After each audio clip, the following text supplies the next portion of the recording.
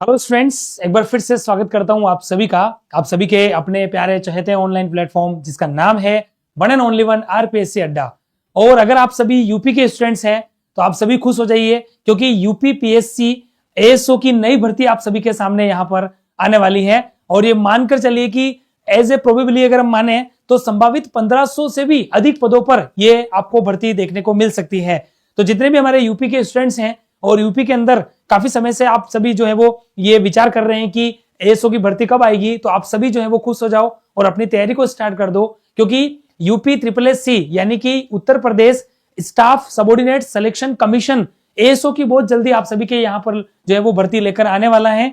तो इस सेशन के अंदर हम एक एक करके बात करेंगे कि इस भर्ती के अंतर्गत क्या योग्यता रहने वाली है और हमें यह भी पता चले कि क्या हम उस क्वालिफिकेशन के अंतर्गत आ रहे हैं, एग्जाम का पैटर्न क्या रह सकता है, चयन प्रक्रिया क्या रहेगी, सैलरी पे स्केल लगभग क्या रहता है और आपकी जो एज लिमिट होती है वो जनरली क्या रहती है, वो सब कुछ इस सेशन के अंदर एक एक करके हम बात करने वाले हैं। तो आप सभी खुश हो जाइए, क्योंकि एएसओ के अंदर ये पूरी संभावना बताई जा रही है कि 1500 से भी अधिक पदों पर ये एएसओ की वैकेंसी आप सभी के सामने जल्द होगी। तो ऐसे में वो स्टूडेंट्स जो इसका सपना देख रहे थे वो भी खुश हो जाओ, और वो स्टूडेंट्स जो कहीं ना कहीं पढ़ना स्टार्ट कर चुके थे और सोच रहे थे कि इस बार एएसओ बनना है, असिस्टेंट स्टैटिस्टिकल बन के रहना है, तो निश्चित रूप से वो स्टूडेंट्स अपनी तैयारी को जो है वो और अच्छा बनाना स्टार्ट कर दो, ताकि आप सभी एक ही बार में इसमें जो है वो सिलेक्शन ले सकें। तो आइए पूरी जानकारी आप सभी के सामने में रखता हूं। उससे पहले जितने भी हमारे यूपी के अंदर एएसओ की तैयारी करने वाले स्टूडेंट्स हैं, उन सभी स्टूडेंट्स के लिए हमने एक व्हाट्सएप कम्युनिटी ग्रुप बना रखा है, जिसका लिंक इस वीडियो के डिस्क्रिप्शन में ऑलरेडी अवेलेबल है। तो आप उसे भी ज्वाइन कर लीजिए, ताकि हर तरह की तैयारी के लिए ये व्हाट्सएप कम्युनिटी ग्रुप आप सभी के लिए बड़ा बेनिफिशियली रह सके। साथ में हमारी टीम के द्वारा जितनी भी पीडीएफ हो गई, एमसीक्यू सेशंस हो गए, उनकी भी शेयरिंग इसी ग्रुप में की जाती है। वीकली बेसिस पर चैट भी ओपन रहती है। तो हर तरीके से ये व्हाट्सएप कम्युनिटी ग्रुप आप सभी के लिए बड़ा बेनिफिशियल रहता है। और फैकल्टी पैनल की अगर हम बात करें तो वैसे तो आप जानते ही हैं, यूट्यूब पर आप रेगुलर फैकल्टी को देखते ही हैं, फिर भी आरपीएससी अड्डा एक ऐसा प्लेटफॉर्म है जहां पर हर सब्जेक्ट्स के लिए इंडिविजुअली एक्सपर्टीज टीम है, कई सालों से पढ़ा रही है और अभी तक कई स्टूडेंट्स को एग्जाम के अंदर सिलेक्शन दे चुकी है। और एक एक सब्जेक्ट्स के अंदर 3-3 एक्सपर्टीज हमारे साथ जुड़े हुए हैं। इनके अलावा भी फैकल्टी पैनल हमारे साथ हैं, जिनकी हम समय समय पर सेवाएं लेते रहते हैं। तो हर तरीके से आप सभी के लिए कॉमर्स के हम कह सकते हैं कि फील्ड में आरपीएससी अड्डा एक बेहतरीन रूप में काम कर रहा है। तो निश्चित रूप से इस टीम पर भरोसा करके निश्चित रूप से जुड़कर आप अपने सिलेक्शन को और भी आसान यहाँ पर बना दीजिए।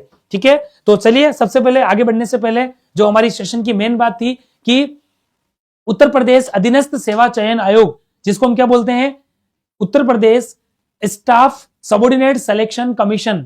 ठीक है, तो ये आयोग जिसकी स्थापना लखनऊ के अंदर हुई है यूपी में, वहां का आपको मैं बता दूं, यह हालांकि पुराना विज्ञापन है, क्योंकि हमने पहले ही बताया है कि अभी वैकेंसी आई नहीं है, पर वैकेंसी आने की पूरी संभावना अब आ चुकी है।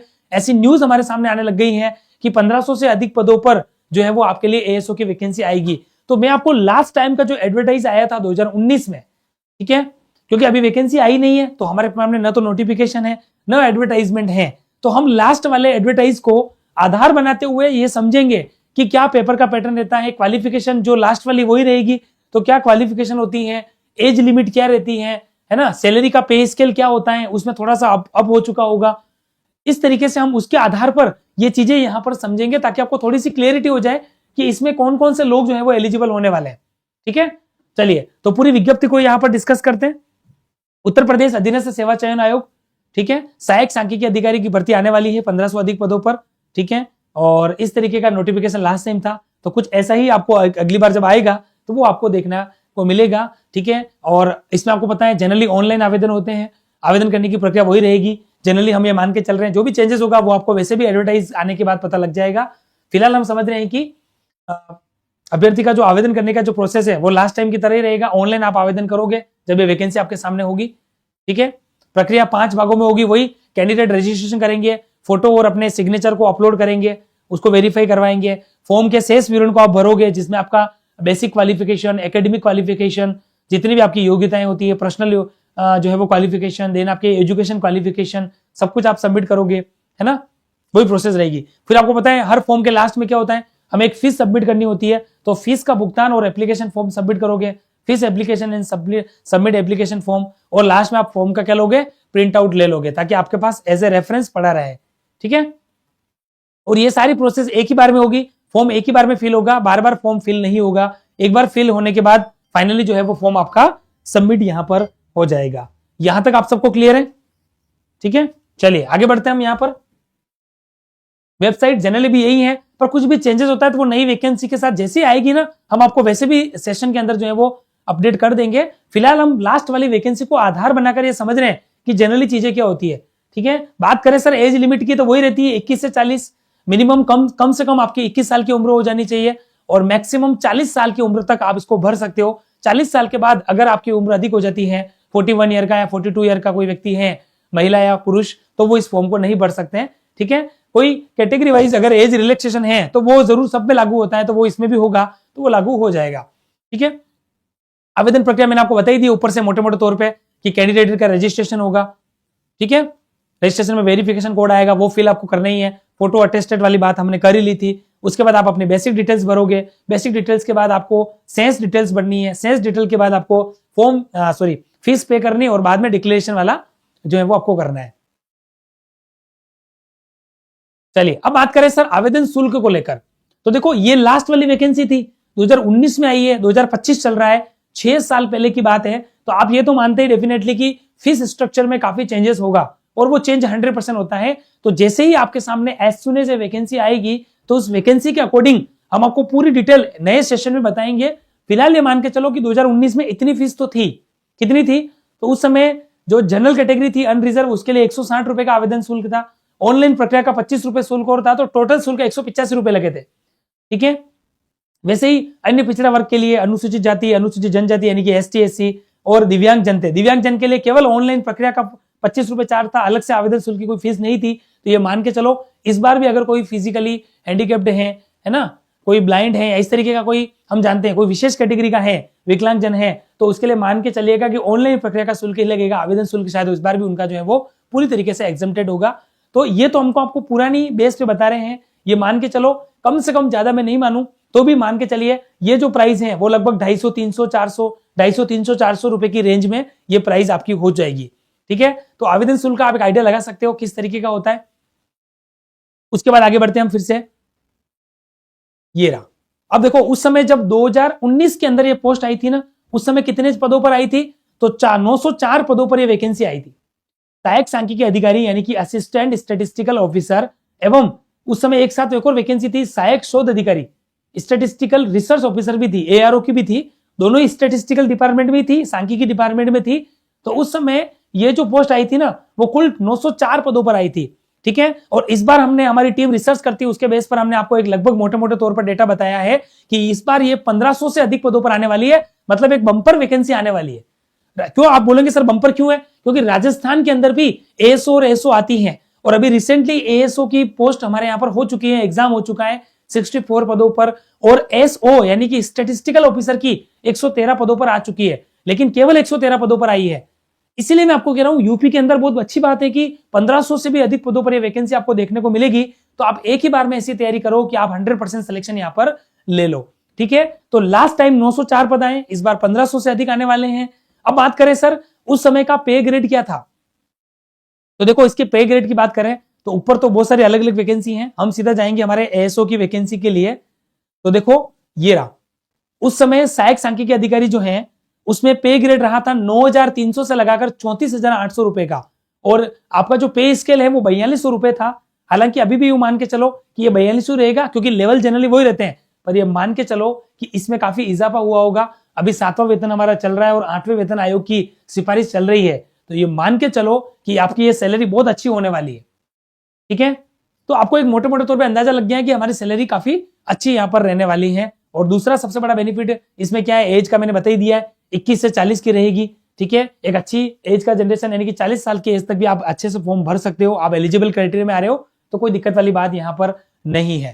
ठीक है, तो ये आपको मैंने जो है वो 2-3 चीजें और बता दी साथ के साथ कि आपका पे ग्रेड क्या रहेगा और साथ में जो है वो कौन सी पोस्ट है और क्या एज लिमिट इसमें रहने वाली है।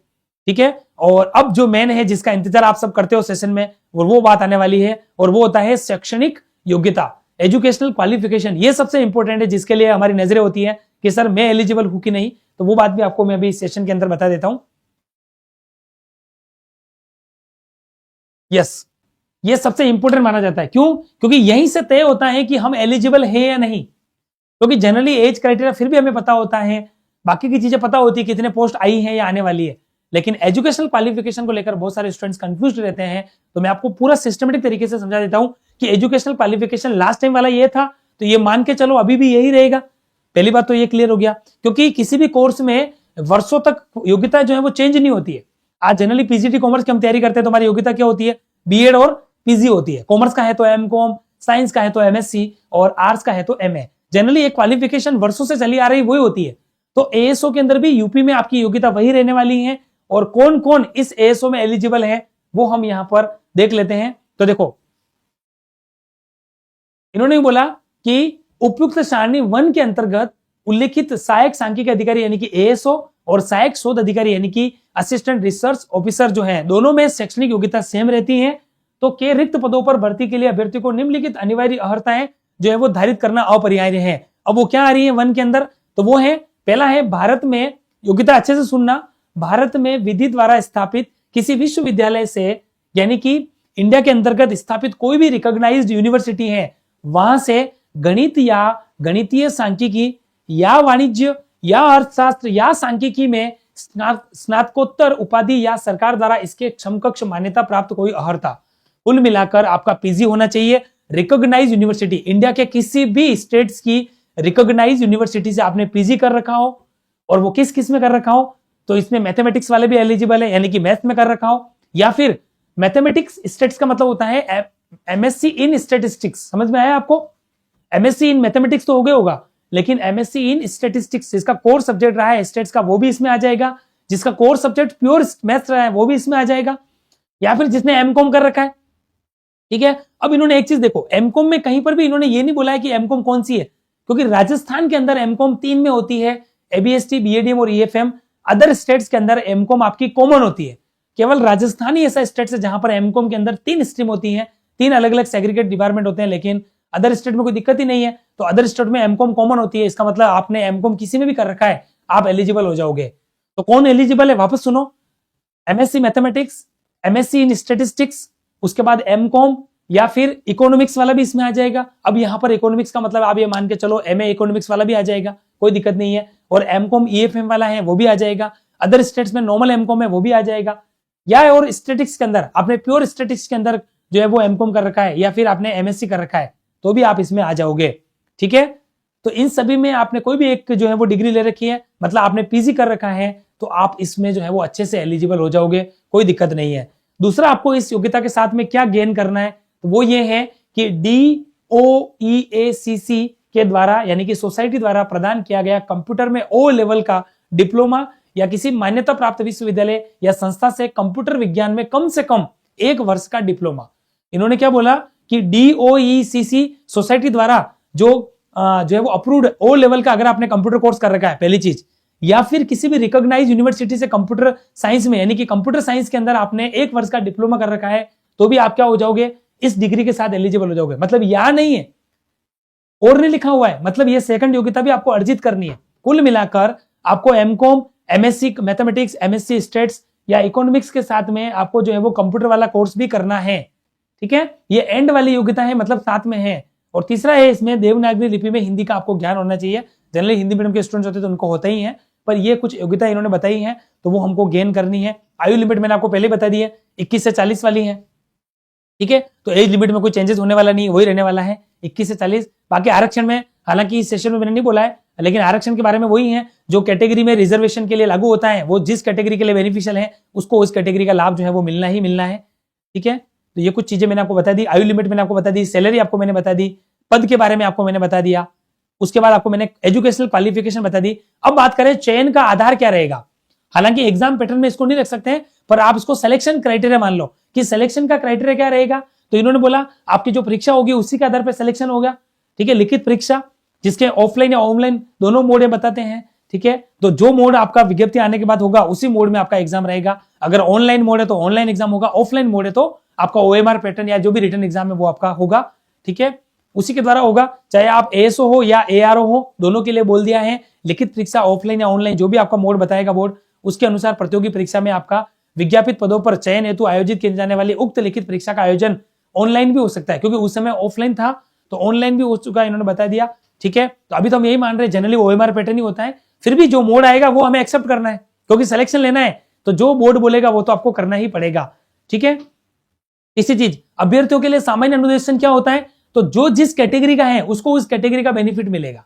जनरल कैटेगरी है तो जनरल कैटेगरी में जाओगे, एसटी एससी वाले एसटी एससी में जाएंगे, ओबीसी वाले ओबीसी में जाएंगे, एमबीसी वाले एमबीसी में, ईडब्ल्यूएस है तो ईडब्ल्यूएस में आएंगे, ये आपको ध्यान रखना है। ठीक है, तो अनुसूचित जाति यानी कि एसटी एससी या अन्य पिछड़ा वर्ग वाले हैं, है ना, ओबीसी हैं या स्वतंत्रता संग्राम सेनानी है, आप जानते हो एक्स सर्विसमैन है, आर्मी मैन से कोई रिटायर व्यक्ति है, भूतपूर्व सैनिक है, कोई विकलांग जन है, फिजिकल हैंडीकैप्ड है, को उत्तर प्रदेश राज्य के मूल निवास नहीं है, उन्हें आरक्षण का लाभ नहीं मिलेगा, आप सब जानते हो।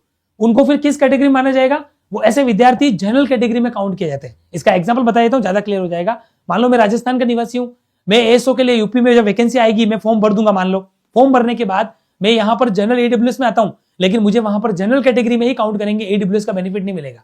अगर राजस्थान का कोई एसटी एससी कैटेगरी का फॉर्म भरता है तो वो यूपी के अंदर जनरल कैटेगरी में काउंट किया जाएगा, जनरल की मेरिट को ही वो अगर डिजर्व करता है, जनरल की मेरिट की कट ऑफ से ही अगर ऊपर जाता है तो ही उसका सिलेक्शन होगा, वो वहां पर एसटी एससी का नहीं माना जाएगा। क्लियर है आप सबको? तो ये चीजें वैसे आप जब जानते हो कि जब भी अदर स्टेट्स के स्टूडेंट्स एग्जाम फॉर्म फिल करते हैं तो वो जनरली जनरल कैटेगरी में काउंट किए जाते हैं, उसको उस स्टेट्स का जो बेनिफिट है वो नहीं मिलता है, अदर स्टेट्स में वो जनरल में ही माना जाएगा। ठीक है, तो लगभग हमने सारी इस सेशन के अंदर बात आ रही वो कर ली है।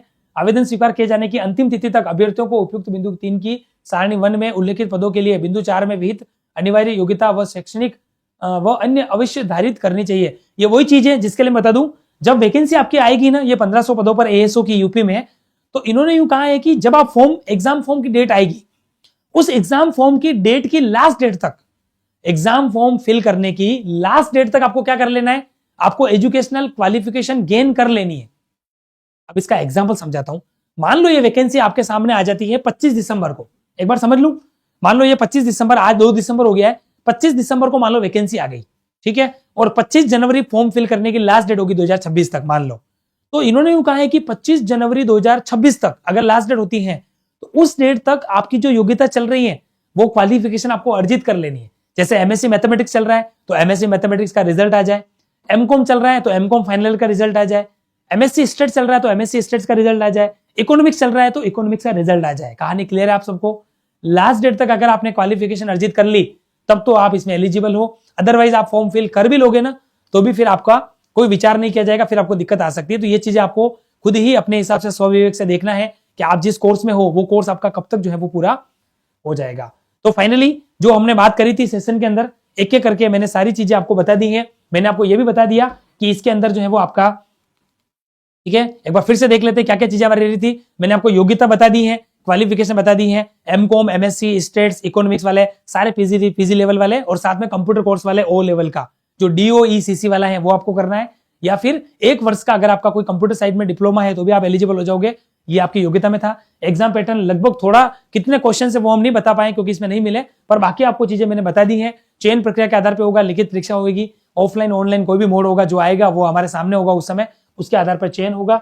चयन प्रक्रिया मैंने बताई दी है आपका, ठीक है, और सैलरी आपको मैंने बता दी है। लास्ट टाइम का पे स्केल बताया, 4200 पे ग्रेड वाले लेवल में ये वैकेंसी आ रही है।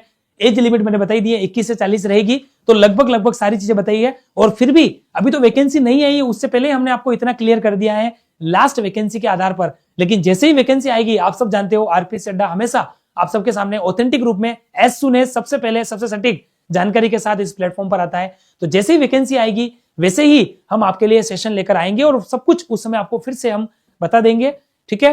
बाकी आप सब जानते हैं, मैंने बताया व्हाट्सएप कम्युनिटी ग्रुप जरूर आप ज्वाइन कर लेना, फैकल्टी आपको मैंने बताई दी है। और उसके अलावा हम आपके लिए क्या हेल्प कर सकते हैं, और सुनो, अगर आप सभी चाहते हैं कि सर एएसओ की वैकेंसी आ रही है, फिर भी हमारा स्टेट्स बहुत अच्छा है, हम अदर स्टेट्स की फॉर्म फिल करना चाहें तो वैसे तो अब नहीं कर सकते क्योंकि राजस्थान के अंदर भी एएसओ की फॉर्म फिल करने की लास्ट डेट 26 नवंबर थी, वो वैसा जा चुकी है।